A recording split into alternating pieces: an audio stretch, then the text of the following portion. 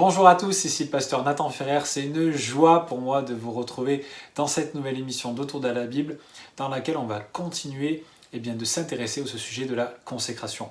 On avait vu lors de notre dernière émission, au travers de la vie de Samson, vraiment des clés pratiques pour notre vie concernant la consécration, qu'est-ce qui découlait de la consécration et qu'est-ce qui découlait du manque de consécration.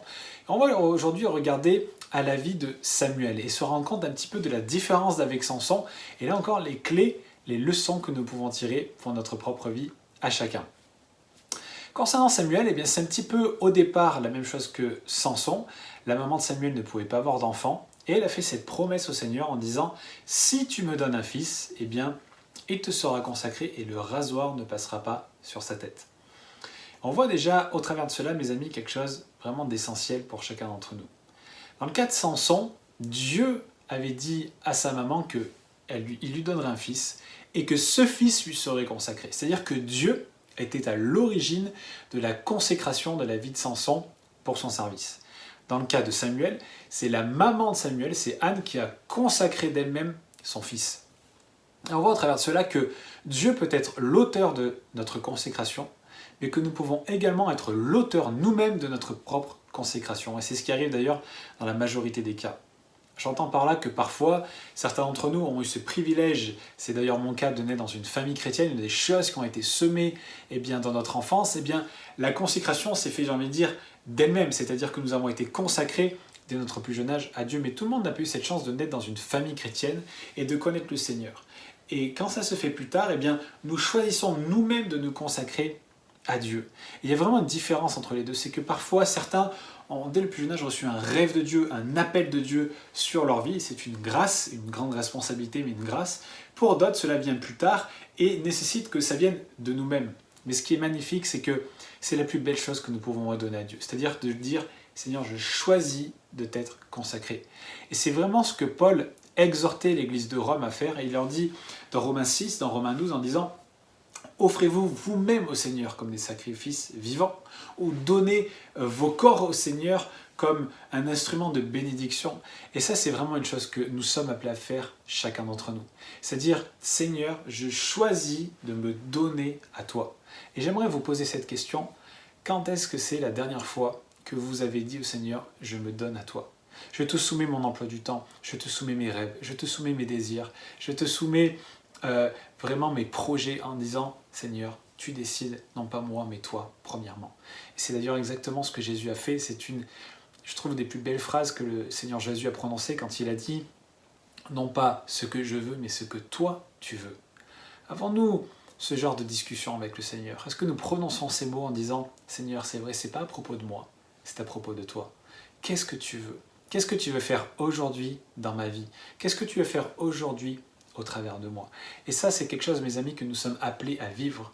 Et c'est vraiment ce qu'il y a de beau dans la vie de Samuel et dans la démarche que sa maman Anne a faite en disant « Seigneur, je te le donne, il te sera consacré. » Et ça, c'est vraiment quelque chose de précieux. Et nous voyons au travers de la vie de Samuel qu'il n'a pas grandi, au premier coup d'œil, on pourrait croire que c'est le cas, mais il n'a pas grandi dans un milieu facile. Puisqu'après son sevrage, il a été confié dans les mains de Élie, alors à pas confondre avec Élie le prophète, mais bien Élie le sacrificateur, c'est deux époques vraiment différentes. Et Élie avait deux fils. Et les fils d'Élie s'appelaient Ophni et Phiné. Et ces deux garçons étaient vraiment des hommes qui étaient certes des fils d'un homme de Dieu, mais qui ne se comportaient vraiment pas comme tels. C'est-à-dire qu'il nous est dit que il demandait des faveurs sexuelles à l'entrée du tabernacle aux femmes, il volait les sacrifices qui étaient donnés à l'Éternel pour leur propre compte, et finalement Samuel a grandi dans ce milieu-là. C'est-à-dire qu'il était dans un milieu où, au nom de Dieu, on faisait des choses qui étaient complètement contraires à ce que Dieu exigeait. Et malgré tout, Samuel a pu se consacrer au Seigneur. Il n'est pas rentré dans ce moule, dans ce cadre dans lequel il a évolué, mais il s'est vraiment détaché cela pour être soumis à Dieu. Il s'est d'ailleurs même soumis à Élie, qui était finalement un homme de Dieu, mais qui ne tenait pas correctement sa maison, qui faisait ce qui était contraire aux yeux de Dieu. Et Samuel a choisi de se soumettre au Seigneur et à Élie. Et même, on connaît tous cette histoire, quand Samuel était réveillé, le Seigneur commençait à lui parler, à chaque fois il pensait que c'était Élie.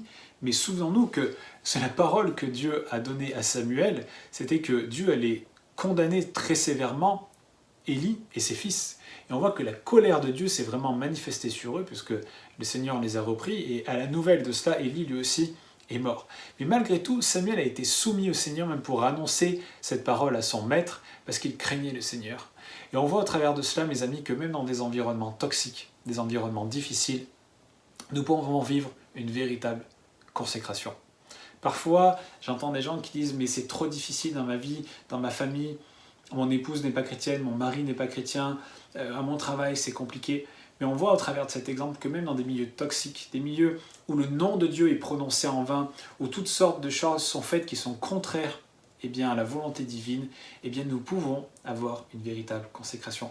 Et quelle consolation, puisque nous vivons vraiment dans un monde où le nom de Dieu est bafoué, où les préceptes divins sont bafoués avec toutes les lois iniques, avec tout ce qui se passe vraiment dans notre société, mais malgré tout, vous et moi, pouvons vivre une véritable consécration, malgré les influences négatives, malgré la difficulté présente. Et qu'est-ce que c'est précieux? Parce que de savoir que d'autres hommes ont réussi avant nous, c'est un réconfort. Je pense aussi également à Joseph. Joseph qui était dans la maison de Potiphar, sa femme lui a fait des avances, a essayé de coucher avec lui, et il a refusé ces choses-là, et il est resté consacré à Dieu. Je pense aussi à Daniel, à Babylone. Babylone qui était une ville inique, où il y avait plusieurs dieux qui étaient adorés, où toutes sortes de choses étaient faites, qui étaient vraiment terribles. Daniel a pu évoluer dans ce milieu, tout en restant consacré à Dieu, et en étant un homme sans compromis. Et ça, c'est quelque chose qui est possible dans notre société d'aujourd'hui. Arrêtons de penser que le seul moyen, c'est d'aller dans un couvent ou de se mettre en dehors du monde. Non, nous sommes appelés à vivre dans ce monde. On n'est pas du monde, mais on vit dans ce monde. Nous savons quelle patrie céleste nous appartenons, nous savons où nous allons, c'est ce que Paul aussi nous dit, de nous accrocher à l'espérance céleste qui nous anime. On sait qu'un jour on sera avec le Seigneur, mais en attendant, on est ici-bas. Et on peut vivre cette consécration au Seigneur. Alors vraiment, il faut qu'on garde ça en tête, c'est possible. Et vraiment, il nous faut nous soumettre au Seigneur, parce que c'est vraiment quelque chose d'important. Et donc je reviens un petit peu sur ce que je vous disais, c'est que Samuel est resté soumis au Seigneur, et il est resté soumis à Élie. Malgré que cet homme ne savait pas tenir sa maison, faisait des choses qui étaient contraires au nom de Dieu. On a aussi David qui est resté respectueux vis-à-vis de Saül. On sait que Dieu avait enlevé l'onction de la vie de Saül, l'avait placé sur David, qui était l'homme choisi par Dieu pour être roi. Mais malgré tout, David n'a jamais tenté à la vie de Saül, il n'a jamais voulu le discréditer en tant que roi. Et on voit aussi, au travers de cela, moi j'aime bien tirer des leçons de ces récits, mais que David a dit cette phrase très forte, « On ne touche pas à loin de l'Éternel ». Et on voit au travers de cela aussi, mes amis, qu'il est important de ne pas parler en mal des hommes et femmes de Dieu. J'entends par là que des hommes et des femmes peuvent avoir des grands ministères, d'ailleurs un petit peu aussi comme les fils d'Élie, qui étaient des gens connus, qui s'occupaient du service du tabernacle, et qui, malgré ce grand ministère, le grand ministère de leur père, avaient des vies qui étaient complètement contraires à ce que Dieu demandait. Ils n'avaient aucune consécration. Et ce n'est pas parce que nous avons un grand ministère, ce n'est pas parce que des personnes ont un grand ministère qu'ils sont forcément consacrés. Et il nous faut être très très très vigilants vis-à-vis de cela, parce que nous savons que nous arrivons dans les derniers jours, il nous est dit, la parole nous prévient qu'il y aura beaucoup de vents de doctrine, on dira Jésus est ici, Jésus est là-bas, et des choses fausses seront prononcées au nom de Dieu. Et quelle est la valeur de notre discernement vis-à-vis de cela? Ça, c'est vraiment quelque chose d'important. Donc, c'est pas parce qu'on a un grand ministère, c'est pas parce qu'on fait toutes sortes de choses pour Dieu que ça signifie qu'on est consacré. Et j'aimerais attirer votre regard là-dessus. C'est pas la mesure du service que nous avons, des choses que nous faisons, que nous sommes consacrés. Donc, très très important. Mais ce que je veux vous dire par là, c'est que David est resté soumis au Seigneur et a respecté loin de l'Éternel. C'est-à-dire Saül qui, à un moment de sa vie, a été loin. Et nous faut être vigilants à ne pas parler en mal des hommes et femmes de Dieu. Même si ils ont bien démarré, ils sont en train de mal finir, restons respectueux des hommes et des femmes que Dieu a suscités. Et c'est ce que Samuel a fait avec Élie, c'est ce que David a fait avec Saül, et c'est ce qu'il nous faut faire aussi dans notre vie tous les jours. Ça ne nous empêche pas d'avoir un bon discernement, de nous séparer de ce qui n'a pas sa place, mais il est important vraiment de respecter les hommes et les femmes que le Seigneur a appelés.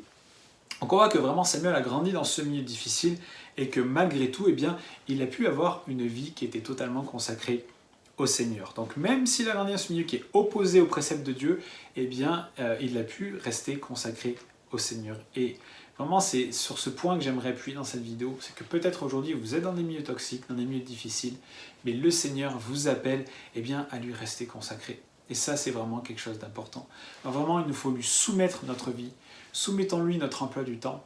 Et cette question est simple. Quand est-ce que la dernière fois nous nous sommes offerts au Seigneur? Les amis, on sait que le Seigneur a donné sa vie pour nous. Nous savons qu'il nous a rachetés à un grand prix. Mais est-ce que nous réalisons que parce qu'il nous a rachetés, nous lui appartenons? Est-ce que nous avons réalisé que nous ne nous appartenons plus à nous-mêmes, mais que nous appartenons au Seigneur Jésus et qu'à cause de cela, il a tous les droits sur notre vie? Et il nous faut vivre ainsi. Et je vous avais parlé lors de la dernière vidéo de la crainte de Dieu, on va parler de ça dans une prochaine vidéo, mais craindre le Seigneur, c'est quoi? Ce n'est pas avoir peur de lui, ce n'est pas avoir cette peur négative de qui il est, mais c'est simplement dire Seigneur, tout ce que je suis, ce que sont mes rêves, ce que sont mes aspirations, mes dons, mes talents, ce que je possède, Seigneur, eh bien je te le donne. Je recherche l'intérêt du Seigneur plutôt que mes intérêts, l'intérêt du royaume plutôt que les intérêts de ma propre vie. Et ainsi, nous pourrons vivre vraiment dans la consécration. La consécration, c'est cela. C'est nous consacrer totalement au Seigneur en laissant de côté nos propres aspirations, nos propres besoins. Alors mes amis, vraiment, aujourd'hui, souvenons-nous, malgré les milieux dans lesquels nous évoluons, malgré les difficultés présentes, malgré le monde et ses dérives et les courants de pensée qui changent, nous pouvons être consacrés au Seigneur. Ce n'est pas le milieu qui détermine ce que nous pouvons être à l'intérieur de nous. Ce n'est pas l'extérieur qui conditionne l'intérieur, mais bien l'inverse. Et rappelez-vous, le tabernacle, la présence de Dieu était dans le lieu très saint, et en dehors, il y avait la nuée. Et on voit à travers de cela que ce qui se passait à l'intérieur du tabernacle impactait ce qu'il y avait à l'extérieur. Et quel est l'état extérieur de nos vies? Est-ce que vraiment il y a quelque chose qui émane de nous, ou est-ce qu'au contraire il n'y a rien? Parce que s'il n'y a rien, cela veut dire que notre consécration est nulle, ou sinon presque inexistante. Alors vraiment, posons-nous ces questions aujourd'hui. Quel est mon impact extérieur? Est-ce que je vis cette consécration du Seigneur? Est-ce que le Saint-Esprit vraiment a une place pour agir à l'intérieur de ma vie et ça se voit à l'extérieur? Ou au contraire, je recherche seulement mes intérêts et le Seigneur n'a pas sa place? Ce sont des questions qu'il est important de se poser. Et mes amis, c'est possible d'être consacré au Seigneur. Alors je prie aujourd'hui que le Saint-Esprit vous touche et vraiment que nous soyons des hommes et des femmes consacrés dans un monde qui aujourd'hui ne l'est pas. Mais c'est en faisant la différence, c'est en vivant cette consécration que le monde autour de nous sera impacté. Samuel a impacté sa génération, il a été l'un des plus grands prophètes de l'Ancien Testament. Daniel a impacté sa génération, Joseph a impacté sa génération. C'était des hommes et même des femmes aussi. Il y a eu de nombreuses femmes qui ont été appelées par le Seigneur, même dans les juges, on peut voir cela. On peut être comme cela, on peut être mis à part dans ce monde et vraiment avoir un impact, avoir vraiment une action concrète sur notre entourage. Parce que c'est à cela que nous sommes appelés. Non pas notre volonté, mais la volonté du Seigneur. Et si nous recherchons sa volonté, il va accomplir des choses qui nous dépassent au travers de notre vie. Alors, j'espère que vous avez été bénis. Je vous dis à très bientôt dans une nouvelle émission.